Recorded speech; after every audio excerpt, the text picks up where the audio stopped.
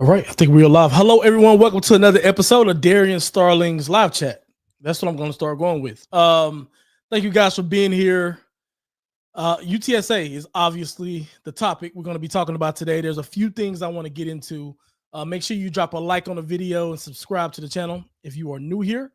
The season is here, folks, pretty much. UTSA entered their third week in camp this year or this week. And yeah, there's loads to talk about. We're just a couple of weeks away from Texas A&M. I want to start drilling down on what I'm expecting to see. I posted some of the things in the Discord, in the scheme breakdown channel of the Discord, about the passing profile of Owen McCown last year. I think that's going to dictate a lot of what our offense is going to do. But there's some other tidbits that I think is very, very important that we talk about for the offense this season and what we're going to see probably in the first couple of games. I think those first 3 games for UTSA are going to be tone setters. You guys know how I feel about the A&M game, so I have thoughts about why I think that game is uber important and what the expectation from UTSA is there. I think not only for me, but I think for what the sentiment that I've been getting from the fan base. We'll also talk about how this season impacts UTSA's future long term. It's one of the things that people I don't think has spent a lot of time thinking about. It's something that I have thought a lot about over recent weeks. Because I think this is sort of a turning point time. I've wrote this in a few articles before, but I want to elaborate on some of that today as well. And then I will, of course, get to all of your questions. So, like I said, make sure you drop a like on the video, subscribe to the channel as we start to roll into some of this. I also beefed up the description section of this. So if you need a link to the Discord, you can get it there. Link to my Twitter profile. For those of you who just watch on YouTube, you can get it there as well. So check out the description section of the video to get some of that stuff. So let's get jumping into it. The first thing I want to cover today, and make sure you guys get your comments in and get your questions in as we go through this. The first thing I want to talk about today is UTSA's offense and what we're going to expect this year. And a lot of what I've been doing over the weekend and over time is looking at all of the numbers, right? All of the more advanced analytics that is surrounding UTSA that will sort of inform us a little bit better, where our strengths are, where our weaknesses are, where do we need to capitalize throughout the season, and who's going to get the bulk of the opportunities. I think that's one of the big things that sometimes goes unnoticed because people like to lean on their favorite player, or if they know someone, on the team, they definitely want the ball in those people's hands. But we also have to, what I wanted to do is take a look at UTSA's offense, take a look at Owen McCown's passing profile. Where is McCown good? Where is he not so good? And who are going to be able to exploit those areas to capitalize on these areas of the field on where McCown is good. And I want to talk a little bit about that. I think one of the things that was interesting to me coming out of looking at all this data on UTSA's offense and on McCown specifically is his efficiency throwing left. He's a left-hander, and if you look at his efficiency throwing left, he's actually a little bit less efficient throwing the ball left than he is throwing the ball right, which is tricky for me. I didn't think I would see that. But then also where he's really a threat is throwing the ball over the middle, under 20 yards. I'm going to get to some of what, some of the deep shots that we take and what the numbers are there that UTSA is just going to have to improve upon. But anything 20 or below over the middle, he's money. That's why the tight ends are such an important part of this offense, is because it's Owen McCown's favorite spot to go. It's where he's thrown a ton of touchdowns. And it's why those tight ends are, as again, I say, so pivotal in the offense. One of the other observations that I saw too, I was looking at David McEwen and I was looking at David Amador, and I was looking at, where did they eat? Where did they do well? And why are they so effective? Both guys are effective after the catch. I don't think that's There's no you don't need that as rocket science. It's not rocket science or something like that. But they get their money's worth through catches, and I think or through underneath catches, and they like to get their rack up, which is receiving yards after the catch. So they're guys that I think will continue to do things like that. But I think one of the things that stuck out to me was they're very efficient intermediary and short routes. That's another thing that I think is really huge for UTSA in general. Ano- Another thing as well is that they're first down merchants. I think Devin McEwen last year caught 24 first downs for UTSA. Very, very high number. He's a big target for Owen McCown on third downs. UTSA draws up plays for him specifically on third downs as their most reliable guy. And I'm sure teams are going to be targeting, like, this is the thing about being sort of a prominent player. Teams are going to have that in their scouting report and say, hey, we know they like to throw to McEwen on third downs. Let's take him away and force him to rely on somebody else. So that's something that I'm sure we're going to see from A&M. I'm sure Texas State is going to do things like that as well. One of the major things that I also seen is that we just have to clean up is the shots downfield. And I am not intentionally calling anybody out here, but we took shots downfield to more in higher volume to Willie McCoy. I think Willie McCoy did a lot of great things. I thought he caught a lot of big balls for UTSA. He was obviously one of the main prominent downfield targets, and he'll return this season as well. But I think the key thing there that worries me about that, and why I think that there's going to be other receivers that's going to have an opportunity to step in and be big, or have an opportunity to fill that gap for getting downfield and increasing the efficiency, is Willie McCoy had 11 drops over the season, by far the most on the team. And to me, that is we just have to improve on that, right? We can't have that sort of thing, because those types of things change momentum, changes the game, and it impacts the confidence of the quarterback. If you look at Owen McCown's numbers, if you look at the bulk of he threw 6 interceptions when throwing the ball further than 20 yards, throwing what was designated as deep shots. 4 touchdowns, 6 interceptions. And we just have to be better in that particular situation. He's having to throw the ball in coverage a lot of the times, especially deep down the middle. When he throws down, he's comfortable throwing down the middle under 20 yards. Over 20 yards, it gets not that efficient. And if you look at where McCoy lines up and where he throws the ball, remember I said McCoy, I believe, typically lines up on his left side.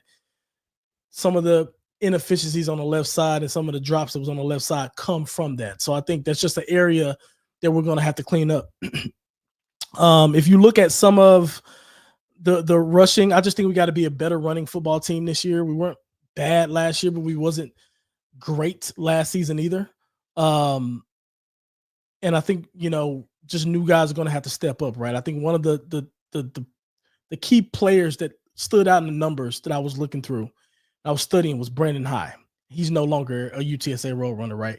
Obviously, you have Robert Henry Jr., who was someone who is always going to be a prominent, player in the backfield for us, but we're going to have to find that other guy that's going to be able to give sort of, how you have thunder and lightning. We need somebody that's going to be able to deliver the thunder. Brandon High was that guy last year.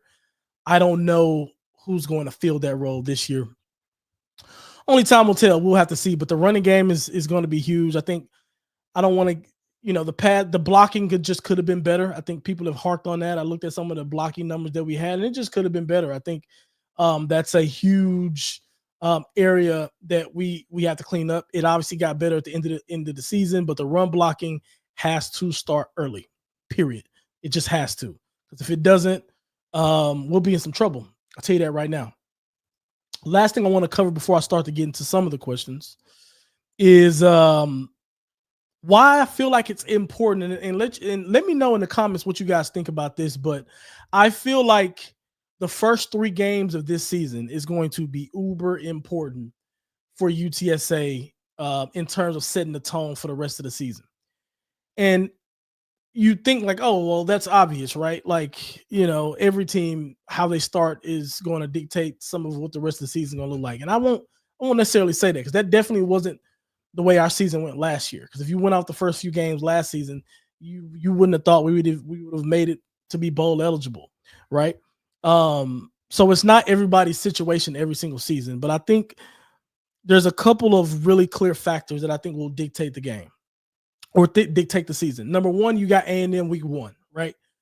That's going to be an uphill battle for UTSA, but folks are sort of expecting us to come out there and perform well. I think Coach Traylor has done a fairly good job at managing expectations for that game and and being sort of upfront about, hey, we're punching up whenever we're trying to play a team like that.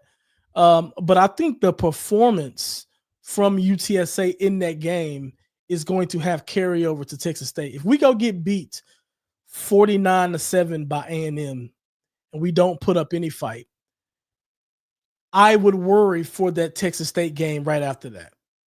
Let me know what you guys think about this.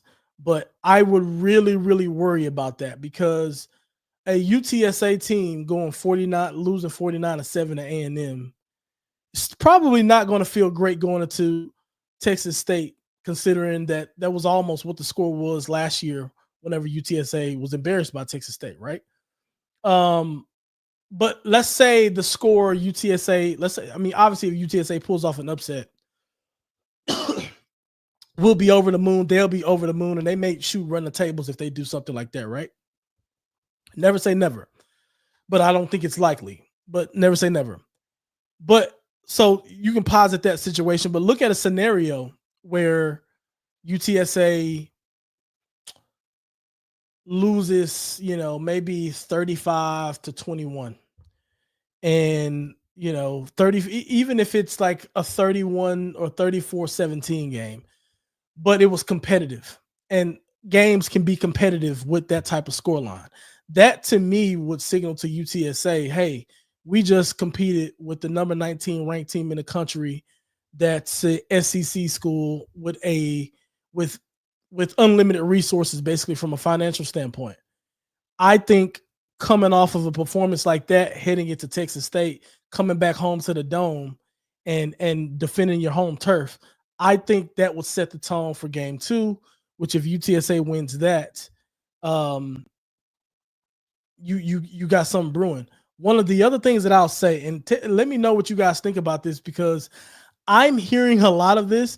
I was on the Area 210 podcast earlier this week, and one of the things Mike Jimenez said to me was he's got UTSA starting 0-3. And I don't know if it's his fan base or what, but more people start signaling to me that they feel like UTSA is going to start 0-3, and they're asking me why are folks so high on UTSA? And first off, the 0-3 thing is mind-boggling, because when you look at all the turnover that UIW had in terms of just the roster, and like they're not going to have much continuity. I know they got a coach that people like, and they have an offense that has been proven, and they're one of the top teams in the FCS, and they've been that. The impression, I just don't know if the skill gap is going to work in their favor when UTSA plays. I don't buy that. In fact, for the people who have been playing this sort of 0-3 narrative thing to me, it's like turn on the tape and watch the tape. It's pretty simple as to why UTSA is poised for a great season. I think it's really, really simple. When you come into a season with the offense that performed the way UTSA's offense did at the end of last season, the last half of the season, and then UTSA is having the benefit of bringing the vast majority of those players back, which is a rarity in this era of college football, having that much continuity coming back on the offense. I think, I don't know why people wouldn't be bullish on the idea that UTSA is going to have a big year on that. But the 0-3 stuff to me is madness. But I do think it starts with the A&M game. Have to get a good performance because you don't want to drag into Texas A&M and be in trouble going forward. So yeah, I will get to some of y'all's questions now. I still have one more topic that I'm going to cover, but I'm going to save that one for later, and I'm going to get into some of your questions. Yeah, make sure you guys smash that like button and subscribe to the channel. It's football season now, baby. We back and we rolling every week.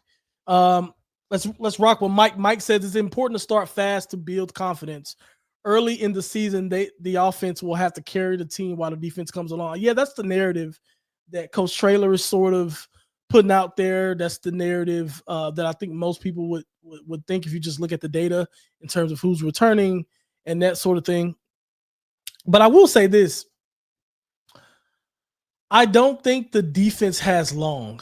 They're going to play some offenses early that are going to test them, right? A&M's going to test them. Texas State's going to test them. They have vets coming back as well. I mean, UIW in ways are going to test them also. So like, although I agree with this, I don't think UTSA's defense has all season. I think they need to be ready after game 2 or 3 to be firing on good enough cylinders to where they're keeping points off the board. Obviously, the first couple games, I think for everybody's going to be a filling out process, but they're going to have to deliver quicker than what I think some people are putting on, even the coach. And I know as a coach, too, he's probably trying to motivate that side of the ball, too. Like, he's saying things publicly, and that's strategic, and he knows his players are seeing some of his comments and things are getting through. His coaches that's on his staff are also seeing his comments as well. And I'm sure those defensive coaches are like, hey, look at this. Look at this. They're saying we're the weak point on the team. Like, we got to nut up and go, So, yeah.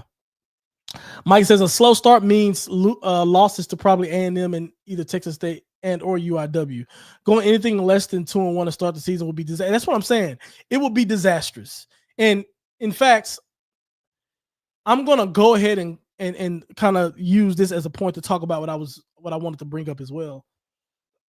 And that's the future of UTSA. Like, as I was kind of alluding to earlier, I spent a lot of time thinking about, okay, this is how I look at just football, and I look at the UTSA program. I look at the next season, obviously,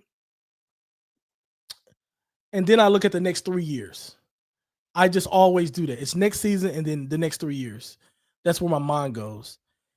And this is one of the seasons where I'm like, okay, the next 3 years is a little unclear to me, because when you look at, Traylor's tenure so far, start off, 1 second. Jesus. 1 second. Jesus Christ. Sorry about that. So you start off, what is it, 6-6 his first season. Then you go conference championship, 9 wins, 7 wins. 7 wins is okay because you switch the nucleus. Frank Harris is no longer there. You usher in a new quarterback, so on and so forth. But the reason the next 3 years is unclear to me is because for this season, I am very confident that UTSA secures 9 victories. That's the number I'm pretty set on. I think that's possible, and I just think that'll happen. But I keep asking myself, and I wrote this in my article this Monday, what happens if that doesn't happen? What happens if UTSA plateaus and they win 6 games this season or 7 games? Now the UTSA job is as attractive to Traylor. Now the UTSA job, or to me, now it invites people on UTSA's level to kind of come in and sniff around our head coach, right? Because now there's a little uncertainty, like, hey, this wasn't supposed to happen. Now donor support looks a little fishy. Now fans and people who support the program is kind of wondering, like, okay, where are we going here? And I think one thing I know about San Antonio fans, at least when it comes to UTSA, just from playing there and covering the school, covering football since it's existed and being around the programs, is that like those dark days are dark. Nobody cares. If you're not winning and you're not relevant, nobody cares. San Antonio loves winners. That's just a fact. And if you start to put together mediocre seasons back to back with a coach like this, that's just dangerous based on what the administration is trying to do right now. They're trying to rally around. Let's, just think about it. They're trying to get 57,000 at least in the dome to make sure we break the record this year. There's some fundraising objectives that they have that they're trying to do as well. These things are very, very important to, I think, the future of UTSA. And if we start to plateau, maybe the administration doesn't feel as much pressure to, break some of the barriers that they're up against right now. Just imagine if UTSA wins 9-10 games, another conference championship. I can only imagine what the resources conversation will be like in the offseason, because the pressure will be on higher than what it's ever been. And now they gotta do everything possible to get that man some resources. Because guess what? Those P4 schools are going to start coming and sniffing around a lot more aggressively if that happens. Because he would then show that his recruiting checks out now, because you're not winning championships with Frank Wilson's kids. Now you're going to be winning championships and be at the top of the G5 with your kids that you recruited. You're able to go through sort of a soft rebuild, and still come out the other side of it on top. So on and so there's just so many reasons why he'd be an attractive coach for other people. I think this season is super important, because if we don't keep the trajectory going upward, it's just going to open the door for a lot of things that I think us as supporters are not ready for. Kermit says, any idea as to what the final uniforms might look like? Traylor said today that the equipment staff is still working on them. Seen a lot of the San Antonio script logo and skyline stuff. Yeah, I don't know, man. It's been, the only thing I know is that they've been working on it. I've asked a few people around. They are pretty much tight-lipped about it. So we'll see what it looks like. I do think it sucks that like everybody is craving the uniforms and they're not done yet, and like we can't see them. But I mean, listen, we're gonna have to see them here in a couple of weeks when they play against A&M. So we'll see them soon enough. Kermit says, also, how do you think we alter our defensive scheme given our weaknesses at cornerback and our strength at money backer and inside linebacker, and how those two groups have athletes that can run and cover? Here's the thing. I don't think the scheme is going to alter. I just think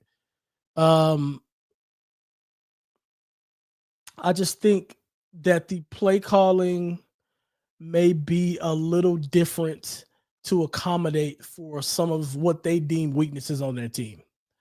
And because I don't know if the corners are a weakness, right? Like it seems like that on paper, because they're kind of new and like we don't know what to expect with some of these guys. Well, I mean, not all of them, but you get my point. And we got some guys in the secondary, or even at the safety position, that are going to be relied upon a little bit more than they were before that. Jimmy Rourke is going to be one of them that has a lot of potential, but he still has to be healthy throughout the entire season, and being that number one guy week in and week out. What is that going to be like? How does he respond to that? So I think in general he's just going to play call to the strengths of the team, and I'm sure he's going to experiment a lot with that early on to see who's going to be the strength of the teams or not. So we'll see. Project Marvel upgrade the dome. I hope so. Cody says, I have been kind of out of the loop when it comes to our DB depth this year. Should we be concerned about the inexperienced lack of depth at the cornerback position? Concerned? I don't know. Like, here's the thing.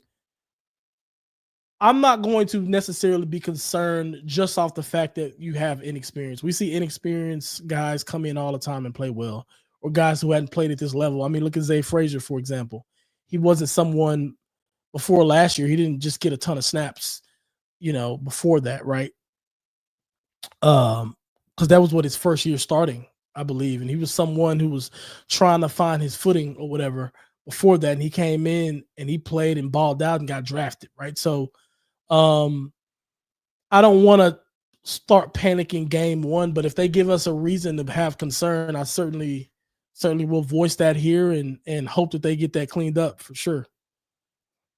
Shout out to Angela. She said, "Did you see Las Papas just become the official sponsor of UTSA athletics?" I did not, but shout out to them for doing that. Yeah, I just hope UTSA continues to secure some of these deals, man. I think those things are always important, and I hope that it all works out with that type of thing, man. I truly do. I'm trying to be. Here's the funny thing. I am contemplating. I want to ask. I want to have Dr. Campos on the show. Tell me what you guys think about that. By the way, um, I have an idea that she may not be as open to talking to me because I'm going to ask actual questions and not like I don't want to accuse anybody of dancing around questions. I just am a little less likely to a- accept is the wrong word too, but I'm going to push back if I hear something that I call BS on, right? um so I'm going to try to like cut them some slack until I find out if I want to do that.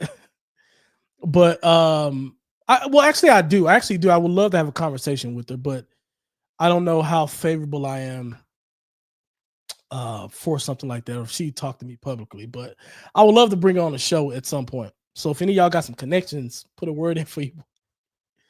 I'll probably, yeah.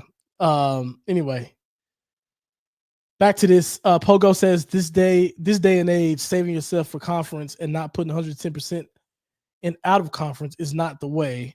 They have to go to A&M expecting to win, even when it seems improbable. I'm not mad at this approach as a person on the team. Absolutely. I think you go into any game trying to win the game. You go into any game with the expectation of winning the game and executing. And that's why you game plan for it. That's why you put in all the work and the preparation is for games like this. So, yeah, as a team, yeah, there should be no qualms with them going in feeling confident with their head high, and they should. I think for teams like UTSA, if we want to take these leaps, if we want to earn big contracts and big deals with some of these other schools, yeah, the idea, what you should do is what you should do is go for it. Go for it. Leave no stone unturned. Anthony says we're gonna walk up to Kyle Field and win it. I know it. I hope so. I hope so. I don't know how probable that is, but I hope so. Jamie said, "Yo, what's up? If we do happen to make the game close at A&M or win, what would it be attributed to specifically?" I mean, we'd have to see the game, of course, but honestly, I think you'd attribute that to Coach Traylor and him preparing his guys. I think obviously the team and the players got to go out there and execute. But to me, I think the easy answer to that question would be the coach. He's come here and he's broken barriers already at UTSA.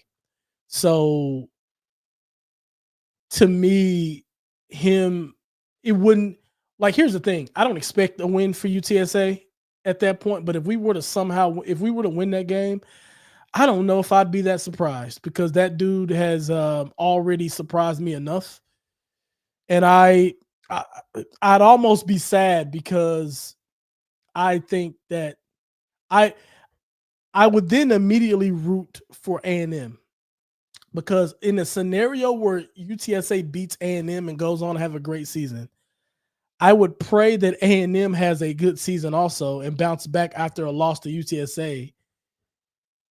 Mainly because if they end up going to have a bad season and they get a little spicy with Coach Elko over there, who's to say they won't come down to San Antonio, back up the Brinks truck and tell Traylor to hop in the back? So, yeah. Mike says it's interesting how we are seen by many as the third or fourth best team in the conference. Not many, if if any, pick us to win the American. I'm gonna be real with you, bro. I think Navy. Is it Navy that I'm worried about? Navy is who I'm most concerned about of anybody, of any of the teams. Listen, people can sit back and just say, hey, these three teams are better than UTSA. But that'll just people subjectively giving just thoughts because we're all projecting. Like, I don't know anything other people don't know. But if you look at some of the data and you look at the schedule and where UTSA or how UTSA has been, particularly at home over the last couple of seasons, it's hard for me to like UTSA's toughest test this season, outside of notwithstanding the A&M game, but UTSA's toughest test this season more generally is like our home games. Considering how good we've been at home, I don't see how somebody can say that like third or fourth is crazy. Third, okay, I can see. Like, I think we should be a lock in for top three teams. But like I said, all these other teams are ushering in quarterbacks. They don't have the continuity that UTSA is going to have on offense. I'm sorry, somebody's going to have to knock me off that post. But I just don't see it. I don't see it. But yeah, I third I'm okay with. Fourth seems like a little harsh, because they be putting Army, Navy, and Tulane ahead of us. I don't know if Army's going to be the same team without that run or without that quarterback that they had. Same thing with Tulane. I think they have questions at the quarterback position that they're going to have to answer. But Navy's the one that's a bit worrisome, because I think their quarterback is coming back and he's good. He's legit. Extreme says, I would like to see our OC isolate receivers into one-on-one situations. I think McEwen and Amador are a nightmare for opposing CBs. Extreme, I am. Great question. Great. I don't even know if this is a question. This is a comment. Yeah, great comment. Great statement. I want to touch on this real quick because I was looking at data on that.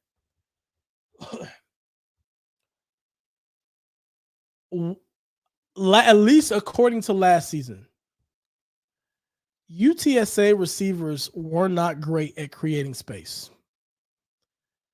Statistically, they just weren't.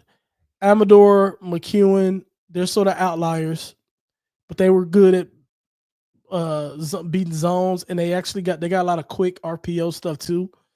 Not to say that was all of their production, but that's just what it was. But like, as far as separation on downfield shots, UTSA was not getting separation at all. I remember that being a talking point last year that, our receivers are getting locked up. Like on the outsides, like our slots were doing well, and McEwen was doing well because he was going outside and inside. But like outside of that, we was struggling to get separation. That's just something that we're going to have to address this season. And that's why I think there's going to be plenty of opportunity for some of these new guys to come in here and make a big impact, because we need guys that's going to consistently be able to create space against man coverage. We just have to. But also, isolating receivers in the one-on-one situations is going to be tough, because a lot of teams are going to play zone against us anyway. So it's going to be very hard for us to do some of these things. Anthony says, when it comes to A&M, what factors do we implement at practice to prepare for that loud stadium crowd noise? Great point. Do we play static or A&M fight song and blast it out loud? Absolutely, yeah. That's what's going to happen. They're going to play. I'm pretty sure they're if they haven't started yet, they're going to get started with it at some point. It's going to be loud, and they're going to create environments in team drills and 7-on-7 and things like that, where you got to make calls and the quarterback has to communicate in the secondary, or not. The defense has to make their calls and communication and things like that. They're going to ramp that stuff up. It's going to be loud. We did it whenever we were going to play teams back when I was there. It was one thing Coker would make sure that he'd bring out the big the speakers, and they'd have it loud for us. So I'm sure Coach Traylor and the team will do that. No Name. Shout out to No Name. Make sure you guys like and subscribe the video. Appreciate everybody who's here for the first time. By the way, I did want to give a plug here, and I forgot to put this in my description. So I'll update the description after this to make sure it's there. But I did sign up to be a UTSA sort of ambassador for this 210 challenge in terms of buying tickets. So I do have a app if you want to buy some season tickets. If you guys could help me win the sort of 210 challenge, the winner gets a suite for a game at one of the home games. So if I do win that 210 challenge, of course, I'm going to invite everybody in this chat to come swing by the suite and hang with me. So I'm going to try to drop that in the chat real quick if I can. But I will also, like I said before, I will also add that to the description so you guys can find it there as well. Probably just added it. Oh yeah, here it is right here. Add this link. But you guys would have to purchase from this link though. That's the catch. Let's see. Boom. I just dropped a link in the chat for you guys. Oh yeah, No Name says, how likely is it UTSA going 3-0 versus 0-3? Well, it all hinges on the A&M game or the UIW game, because I don't think we're losing that. No chance. A&M game. I mean, I bet it's. So how likely is it? I don't think either of them are very likely, but I would think 3-0 is more likely than 0-3. I don't see how. Well, I mean, I don't know. 0-3 is probably more likely, but it's very unlikely to me. Milton Hope says the A&M QB is going to be tough to contain. Yes, he is. He shot up to the starting spot and played well last year. Yeah, he's a runner too. So like, our defense has been broken by running quarterbacks historically before. So yeah, I'm worried about that. I mean, as a passer, he's okay, but his legs are a problem for defenses. And yeah, we're going to have to be disciplined. And our offensive line is going to have to get contained or he'll eat us alive. By the way, expect to see a lot of zone when you got a quarterback like that, because the defensive coordinator is going to want to have as many eyes on him as possible. Zone will allow him to do that. When people are playing man, a lot of the people who are manned up, their back is turned because they're running downfield. So they don't have eyes on the quarterback. So when the quarterback scrambles, if he beats a guy who's spying him, he's halfway down the field before people can get their eyes turned around to find the quarterback running. So whenever you have a running quarterback in that way, teams like to play zones just so you can have spies in certain areas that can kind of roll with them, but just so everybody is aware of what he's doing when he's doing it. No, my fault. I think UTSA will score at least 21 versus A&M, but the hard part is stopping their rushing attack spearheaded by Marcel Reed.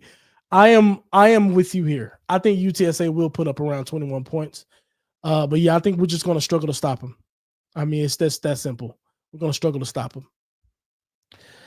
No Name also says, I'm really excited about seeing a healthy Johnny Bowens and Kendrick Blackshire. They look to be game changers if healthy. Yeah, I mean, listen, I hope so.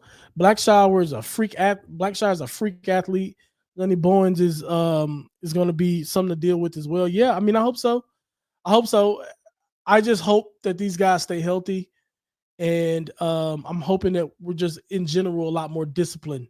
I think that's something Coach Traylor has talked about a lot. It's been sort of a theme in this offseason and coming into this season. It's impacted their practices and all these types of things. So discipline is going to be important for UTSA this year. And I think these will be a couple guys that you see that impacts the game really well. Mike says 100% San Antonio loves a winner. A disappointing season would set the program back years. You think we have a problem raising money and selling tickets now? Imagine what losing would do. That's exactly my point. We cannot afford to take a step back. Like, here's the thing. if UTSA didn't have expectations, we'd already be sort of irrelevant anyway, right? So like the San Antonio fans that'll be sort of supporting them, then they just continue to support, so on and so forth. But I think it's worse when you have high expectations and you under deliver.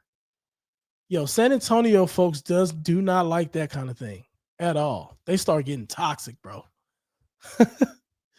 I lived in San Antonio long enough to understand how they operate with these sorts of things. A lot of you guys, and yeah, you can't go to you can't be a loser in San Antonio, and no, you just can't. It's a bad situation. Texas Maxima says, "Is A&M better than they were last season? Are they going to stay at the bottom of the rankings? If so, we could win if the defense surprises us." Hard to say. I didn't watch a ton of A&M last season. I watched a little bit of them though. Yeah, I think. I mean, it's early. It's too early to tell. I think at the quarterback position, they've obviously done some things that's going to make them a better team, get them more competition at that position. They have really good skill players that the UTSA is just going to have to worry about. They have really good hog mollies up front, so that's going to be something the UTSA has to worry about. But I would have to have a better understanding of everyone else in the SEC to gauge if they're going to be better or worse than last season. And that I do not have right now. No Name says, looking forward to, oh yeah, he said this already. Let's see. Mike says, yes, bring Lisa on. I think I'm going to try. I think I'm going to reach out. I think I'm going to reach out. I just got to think about how I want that conversation, because I think you guys who have been here and been with my show and watched my show for a while knows how I'm passionate about some of the changes that need to be made and just about the program in general. And I'll tell y'all why I haven't done a lot of interviews. So remember a while back, I was having a lot of people come onto the show. And I had Frank Harris on, I had Josiah Tawa on, I had Jarvion on, I had Glasgow, Aeneas, just former UTSA players on the show, just other people too that I've, April and Sarah, and just a lot of the folks around UTSA who have been big players or, had great impact on the school or whatever. By the way, I'm still going to reach out to folks like JJ and Greg to have them on, because they're just awesome and I love their coverage, and they do a really good job at that. But the reason I don't typically I find it's hard for me to do some of these interviews in general, is because I don't like to call them. I don't like it to be in interview form, and a lot of the times when people are thinking about coming on my show, and there are some people I've talked to who just was like, not for me, which is completely fine, because I'm not traditional media. I don't play by the traditional rules. I don't care to. And that's just, it wouldn't be authentic to me. So the reason I have reached out to Campos before, got no response. But the reason I'm probably going to try, the thing I'm having trouble with is, how do I have her on and for us to have an authentic conversation about some of the issues that I would like to discuss. I don't know if she'd be open to that, because I don't know what she would be able to say publicly and what she wouldn't be able to say publicly. I'm sure she'd probably tell me that, but I don't know if every single question I ask, if every single question I ask is hey, I can't answer that, I don't know how beneficial that would be to y'all. And I would bring her on not mostly because I want to chat with her too and ask questions, but a lot for you guys as the audience too, because y'all know everybody who comes on here, I get you guys questions in as well, and I would like to do that as well, but I don't know how open to that she'd be, but I will try. I'll reach out this week and we'll see if she's willing to come on one of these times. I know it's getting close to the season, She's probably busy. I don't know if you guys have seen her social media, but have you noticed since August she's really typing on that social media. But I don't blame her. It's football time, so. But I'll try. You guys got my word on that. Batfoy says I pledge 50. Pledge 50 what? Oh, I pledge 100 to Raph if she goes on your show for a full hour responding to questions you and we have. Listen, hey, go on Twitter. Take this to Twitter or take this to X. Take this to X. Let's get some momentum behind that. Hey, and maybe you know what? Maybe that would do it. Maybe we can host something here to where, like, for those of you who want to hear, like, we can sort of have a RAF poll or a RAF meter or something like that. When people are just posting a RAF from this chat, while she's here, maybe that'll do it. But we'll see it. We'll see. Let's see. Shykor says, "Are you coming to the scrimmage this weekend?" No, I'm not. I seen them when I went down in the spring. They're getting into, like, if there was a scrimmage I would go to, it would have been the last scrimmage.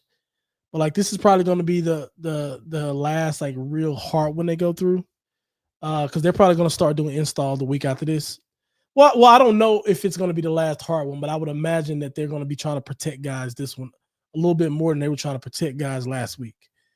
So no, I'm good. I'll be there for the games or for some of the home games and things like that. So I have a pretty packed schedule this fall, and San Antonio is definitely a part of my plans. By the way, for Texas State tailgating, all that stuff, I'll be down there that whole day. I would love to connect with some of you guys. So if y'all got tailgates, I'm of course I'm going to stop by Bird's Landing and a few others that I kind of anchor at. But yeah, I like to connect with you guys while I'm out there. So if you got any thoughts, comments, ideas, anything like that about that, leave it here in the chat or hit me on a DM.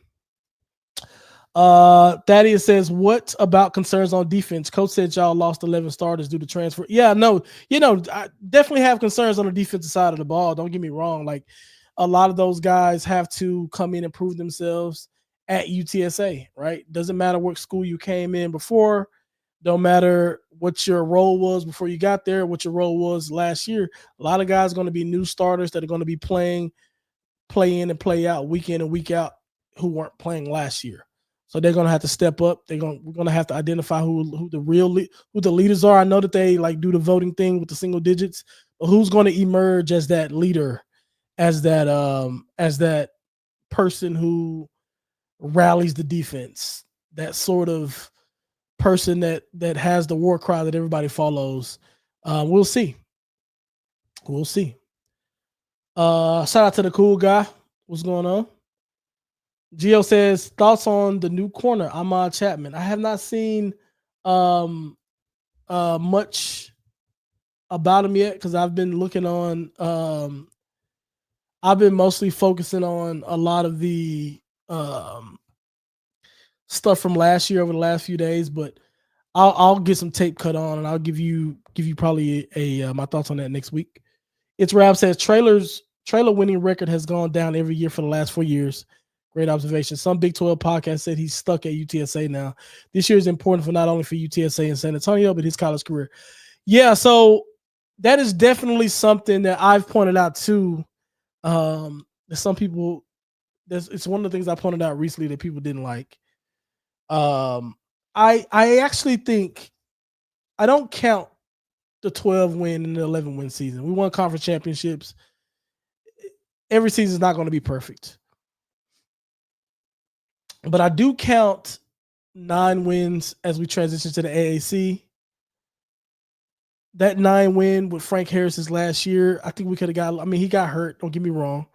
I just feel like we could have got more out of that season still. So that's one thing. And the 7-win season in the sense of a rebuild. So like basically what I'm saying is there's context that goes with that. and those Big 12 podcasts, they aren't following UTSA with all the context. I guarantee you, if you asked some of the athletic directors at these Power 4 programs, are they down on him at all? They're not. I know they're not. They're not. They're not at all. It would have to be pre-recorded. Yeah, if I would, yes, then I wouldn't do it. I wouldn't have her on a show. I'm not gonna my it's not even loyalty. I'm not gonna uproot and change what I'm doing to accommodate that type of thing.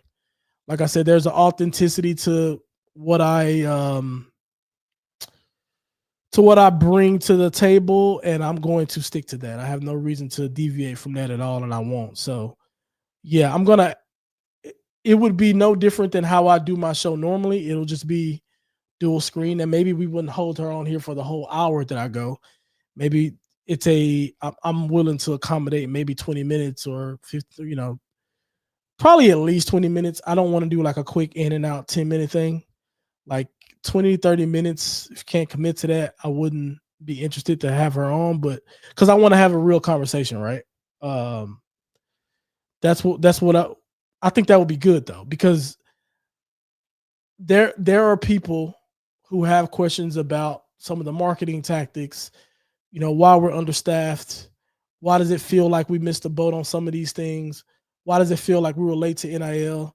I mean, also too, I wouldn't just do things like that. I would also talk to her about some of the high points she has as well, like her coaching hires and how she manages that. I think is awesome, right? So I don't want to like bring her on here to be a punching bag. That wouldn't be my intent, but I do want to have an authentic conversation about the UTSA's future, how she's seeing things in the future.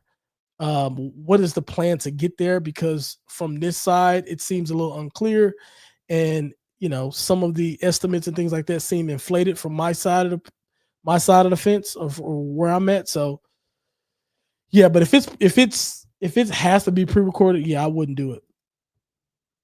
Campo started a podcast. Maybe you should try to get on her podcast first, Pod for Pod. Yeah, no. So her podcast, from my understanding, is a podcast that is going to be more dedicated to women. It is more of a women empowerment thing than it is like a free for all podcast like this. Obviously, women who have some sort of influence or has a story that's around UTSA, but I would not meet the criteria to be on her podcast. I don't think in any way I would meet the criteria to be on her podcast. Just because I don't live in San Antonio anymore. I mean, yes, I was a former player, but I'm not that much a part of the plan of players that they bring back and they like parade around to get fans bought in. I'm not in that circle of people. So I don't know even if she did have people like that, I don't think I'd be a choice to bring on. Scott says, love the show, man. Saw some slander about Sosa marching band last show and just wanted to say, as a former member, most of the band voted to increase the fee. LOL. So they definitely support the team. Shout out to Scott jumping in for the Sosa band and making a stake. Shout out to Scott, man. Scott, if you are new here, welcome and subscribe to the channel if you enjoy the show. You already said you love the show, so I hope you already subscribed, my boy. Angela says Dr. Campos came to section 110 preseason tailgate party. I saw that, and a lot of people were mad because they didn't get the invite because they said they were section 110. So yeah, it's kind of funny. But yeah, shout out to Campos, man. I wish the best for her, and I just want to see the program ultimately that's my thing. I want to see the program take steps forward continuously, and I think I think as supporters, alumni, fans, like I think it's I think everybody should hold everybody accountable, and that's the administrating holding fans accountable for not donating, and alumni accountable for not donating much or enough or something like that. And it also goes the other way around too. Fans I think and supporters and alumni have, I think, or well within their right to hold those folks in the administration accountable as well. 1901 Raider says Texas State is talking a lot about taking over the dome. I think we break 50K this year. What are your expectations? I think we're going to break the record actually. So I'm going 57. I think we'll break the record based on everything I'm seeing. Y'all will be surprised at how many, like what's crazy? Y'all will be surprised how many Texas State people watch this show, and they actually reach out. Like it's crazy that they talk, and it's a lot of people who talk crap on, like who troll online too. Y'all be surprised. I ain't gonna out anybody, but I don't partake in the trolling much. But y'all be surprised at how many folks from San Marcos was coming to that game, and they're like watching this show to just hear stuff so they can turn it back and troll. But they're nice about it. A lot of them DM me. I think one of them was commented last week. Zach Webb. Shout out to Zach. I know. Yeah. So anyway, just thought I'd mention that. It's funny because I would think that they'd be the last people that will watch my show. It's Rab said that was me. I'm slandering Sosa. Hey, Scott, excuse It's Rab. He's always on one.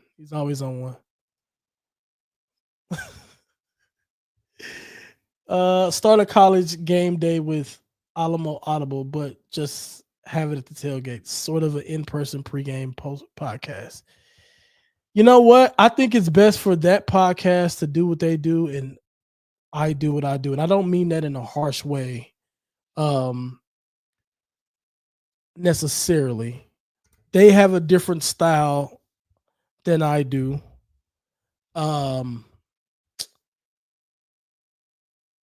It's funny because they have been, I don't know. I mean, I don't care about saying this stuff. They have been, at least directly to me, pretty amicable about things. But it's all of the stuff that I get from other people about what they say about me, what they said about me before, subtle jabs and all of that. And I don't know what to believe. So I just don't. I like some of their content sometimes, like what they post on Twitter, because I follow them. I don't like go and listen to their stuff. I don't think they listen over here either. But yeah, I wouldn't be doing any sort of joint thing with them, unfortunately. Get louder. I think it's Rabbit still talking about Sosa. Gio says, I agree, Scott. Sosa is awesome. Also wanted to ask Darian, who do you think will be the starting corners? Davin Martin is probably one of them, and Jakevian Rogers will probably be the other. From what I've heard, I don't know. I don't know at this point. I also heard RJ Lester was going to play this year, and then he isn't. So who knows? But I think those would be the two starters. Shaka says, do you think the OC is going to have an amazing season? I hope he is doing. I hope so. I'm still not a huge fan of his situational play calling. I have to be honest about that. But he's still, growing. And I hope, I hope that, hope that it works out. I think our offense will be fine, though. Whether if I like the situational play calling or not. It's a trailer team. They'll be fine. Angela says she visits during tailgate time in parking lot C all the time. Maybe you can catch her over there. Maybe so. I'm sure I will meet her. I don't think I've ever met her, actually. Yeah, I think she's like the person I've never met her. I think I've met everybody except her. I've been in the same vicinity as her multiple times, quite a bit, but I've never met her. We break the record if we beat A&M. Oh, easily. We just got to beat A&M, and I don't know if we're gonna do that, but yeah. Zach Webb listening from San Marcos. Shout out to Zach. I told y'all there are some San Marcos people who support Texas State that will certainly, tune into the show from time to time just to listen. Zach's one of them. Shout out to Zach, man. I like Zach. Or is it Wax Zeb? Wait. Is he tricking me with his name? Oh, yeah, I think he is. It's Zach. Texas State fans are known for drinking stadiums completely dry of alcohol. Remember to pregame, y'all. Hey, if that helps UTSA in any way, I'm all for it. Come in and drink all the alcohol all you want. We only got a few left. It's a coordinated effort. Their burners have a group chat to coordinate their trolling on X. Is that what it is? Yeah, anytime I try to be nice, they end up flaming me up through other people. I get screenshots of like, yo, such and such said this about you, or did you see this? And I'm like, why? How am I getting like I don't know. It is what it is. I give up with that though. Like, it's cool. I will refrain from commenting more about that. And props to them for that accomplishment. We should be doing the same. Okay. It's Rap says 0-3 narrative is thanks to the Pac and Texas State dragging our brand all year. Playing Texas State only hurts our brand. One side of benefit. We lose to Texas State. They're the next P4 invite. UTSA wins. No one bats an eye. I get where you're going with this. And I definitely think your first statement is right. The 0-3 narrative is crazy to me. Like, I heard that and I'm like, what is going on? Like, how do you look at our projection, our team, and think that 0-3 is like possible and likely? That people are going on shows and saying UTSA is going to start 0-3 this year. I'm like, what? But yeah. It's Rap says you can't listen. You have to pay for everything now to listen to Alamo Audible at this point. Shaking my head. I mean, look, I will say this. Like, it is. I will say this about like paywalls in general. My core content will never have paywalls. Like my show, never. My articles on Mondays, never, and my tweets, never. But like, I will say that it is difficult to put in a lot of effort for this stuff because it does cost money to keep it running and things like that. And if you don't have big sponsors or anything like that, yeah, you want to like, for me, I just want to make enough money. I want to make enough money to cover like my expenses for my coverage throughout of a football season. And it's hard to do. So that's why, like, unfortunately, like I'm doing a Discord. It's not unfortunate. I'm gonna like put a lot of time and effort into that. And it's also something that is going to help. Like, you guys will see how I prepare for shows, right? So I put that passing profile in the Discord and I actually tweeted it out because I wanted people to see sort of some of the things that I'm doing. I did that. I went through that passing profile for Owen McCown and some more stats that I didn't necessarily post. But I did that in preparation for today's show to talk about some of the things I talked about in the beginning. And I had other shows that I've been on to sort of talk about this sort of thing. But I'm going to share some of that stuff. So all of that stuff is extra. But yeah, I do put it behind a paywall because, bro, it's hard. Like, I mean, even doing this show, like what I pay to like stream this, it's not cheap on a monthly basis. Last one, Zach says it ain't like that. Haha. UTSA burners jump on my tweets too, just part of the content game. Yeah, it's a crazy world out here, but football season's here, folks. I appreciate y'all for being with me. Like I said, like the video if you enjoyed this today. Make sure you subscribe so we can get more people here, and so you can get this stuff, or be a part of these shows all the time. So, I will see you guys next Wednesday. Yeah, every Wednesday here on out now. The season's here. See y'all. Peace.